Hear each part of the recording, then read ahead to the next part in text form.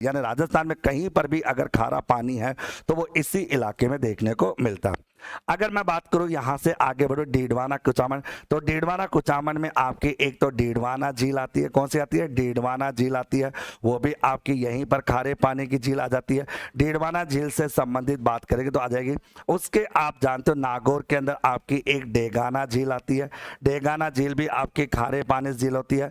इसके अलावा इस नागौर में आती है नावा झील। नावा झील होती है वो भी खारे पानी की झील होती है। अगर बात करें तो ये इलाका आपके नागौर और डीडवाना कुचामन झील भी आती है, वो भी खारे पानी की झील आपकी रहती है।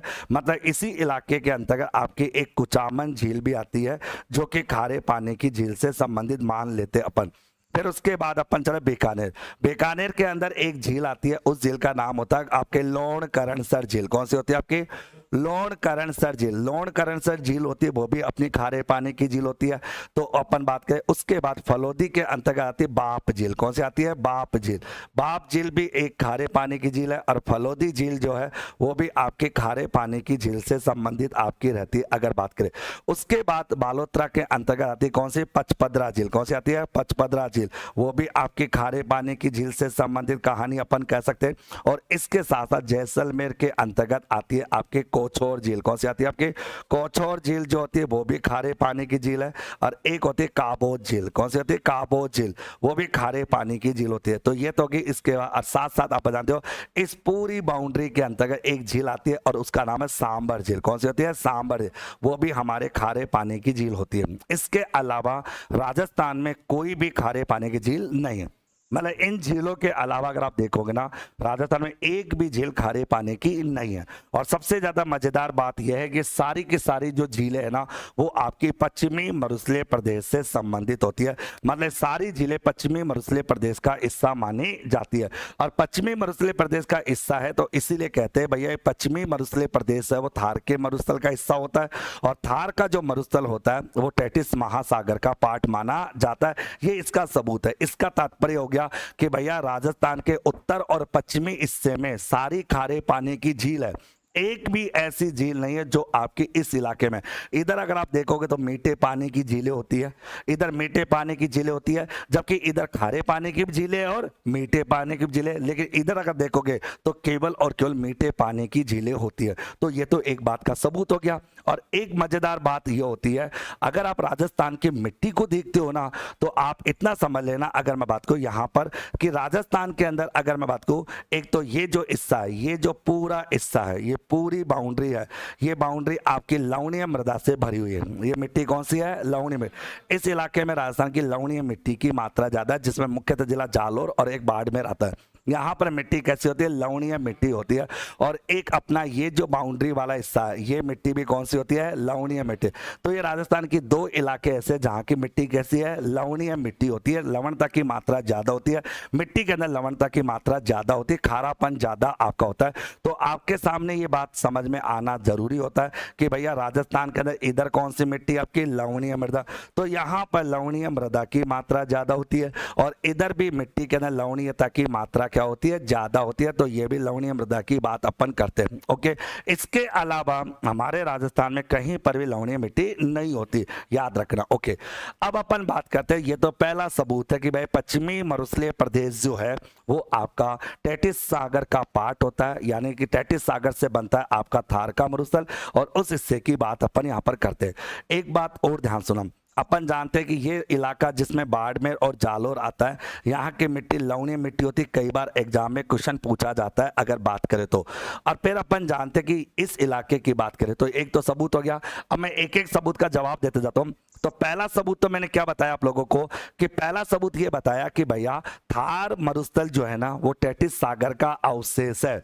इस बात का सबूत ये कहता है कि पश्चिमी मरुस्थलीय प्रदेश में स्थित खारे पानी की जो झीलें होती है कि हमारे राजस्थान के अंदर पश्चिमी मरुस्थलीय प्रदेश के अंतर्गत खारे पानी की झीलें होती है। मतलब राजस्थान में पूर्वी हिस्से में या दक्षिणी हिस्से में एक भी खारे पानी की झील नहीं है। तो इसका मतलब होता है, तो बच्चा कहता है सर कहना क्या चाहते हो? तो कहना ये चाहता हूं भाई खारा पानी वहां होता है जहां महासागर होता है, महासागरों का पानी खारा होता है और उस खारे पानी की मिट्टी भी कैसी होती है? खारी होती है। आप कभी बजरी को चक्के देखना, उसमें क्या होता है? खारापन आएगा, वो खारी टाइप की मिट्टी होती है। अगर बात करें तो कहते हैं ना कि यहाँ पर इस इसकी बात करें तो ये आपकी एक तो सबूत हो गया एक, और मैंने आपको सारी बातें बता दी। सेकंड सबूत है कि जैसलमेर का कुलदरा गांव है। जैसलमेर में एक कुलदरा गांव है और उस कुलदरा गांव में व्हेल मछली और डायनासोर के अवशेष प्राप्त हुए थे। तो जब इस मछली के अवशेष आपके जैसलमेर के कुलदरा गांव में प्राप्त हुए थे, तो ये भी इस बात का सबूत होता है कि भैया हमारा जो पश्चिमी मरुस्थलीय प्रदेश है वो कहीं ना कहीं टेथिस सागर का हिस्सा है। ये इस बात का प्रमाण है, इस बात का सबूत है, क्योंकि व्हेल मछली जो होती है वो आपकी महासागर से संबंधित होती है। व्हेल मछली किससे संबंधित? महासागर से। और यहीं पर आपको व्हेल मछली के अवशेष भी प्राप्त है और यहीं पर डायनासोर के अवशेष भी अपने को प्राप्त हुए थे। तो अपन इन दोनों की बात सुन, अब अपन इस कुलदरा गांव की थोड़ी बहुत कहानी को भी देख लेते हैं। भैया ये कुलदरा गांव है और ये इतिहास के पन्नों में जाना जाता है। एक तो भूतिया गांव होता है, ये गांव आपका एक तो भूतिया गांव होता है, भूतिया गांव के रूप में अपने राजस्थान को पहचान। दूसरी बात है, इस गांव के अंदर जो ब्राह्मण है उन ब्राह्मणों का नाम क्या है? पालीवाल। वो आपके पालीवाल ब्राह्मण होते हैं और पालीवाल ब्राह्मणों के द्वारा एक कृषि की जाती है, उस कृषि को होता है खड़ीन कृषि। उस कृषि को हम खड़ीन कृषि के नाम से भी अपन जानते हैं, वो कृषि खड़ीन कृषि के रूप में भी जानी जाती है। तो राजस्थान में खड़ीन कृषि कहाँ की जाती है? जैसलमेर।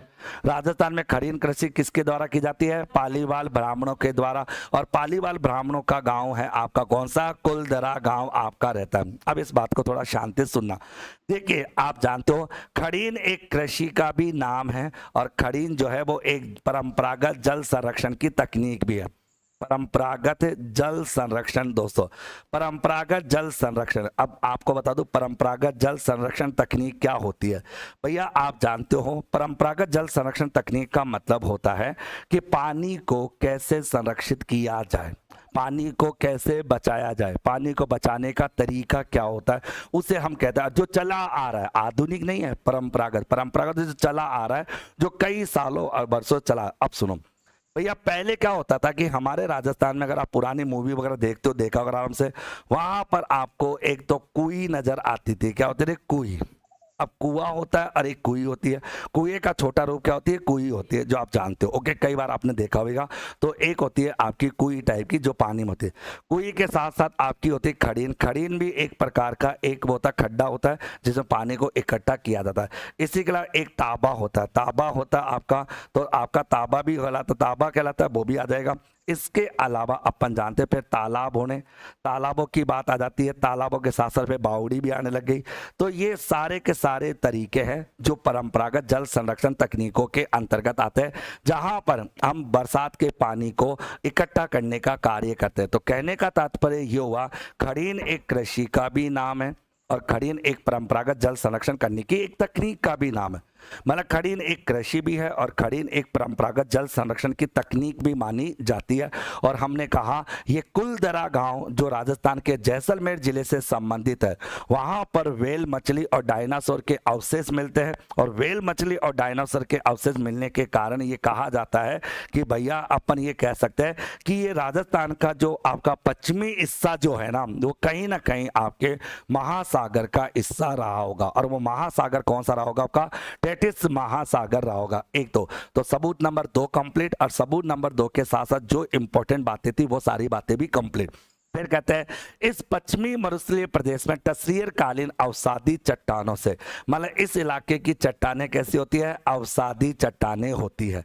और उनसे जीवाश्म खनिज, कोयला, पेट्रोल और प्राकृतिक गैस का प्राप्त होना, यानी कि यहाँ पर जीवाश्म खनिज हमें प्राप्त हुआ। जीवाश्म खनिज प्राप्त होता है, कोयले के भंडार हो, प्राकृतिक गैस के भंडार हो, या अपन बात कर सकते हैं या पेट्रोलियम के भंडार हो, वो आपके राजस्थान में इसी इलाके में सबसे ज्यादा है।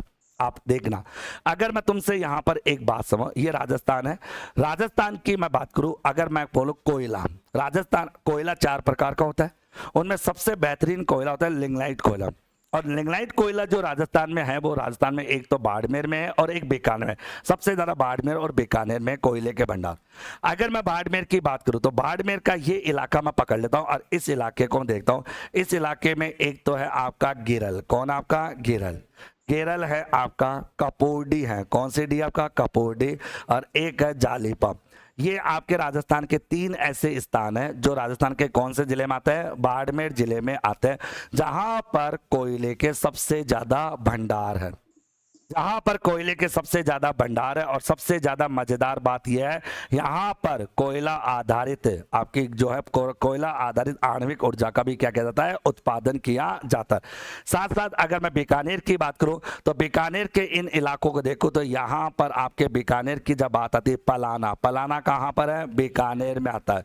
बरसिंहसर, ओके, बरसिंहसर जो आ जाएगा वो भी कहाँ पर है, बीकानेर में आता है। बीटनोक, बीटनोक भी कहाँ पर है, बीकानेर। ये तीन ऐसे स्थान है जो राजस्थान के बीकानेर जिले से संबंधित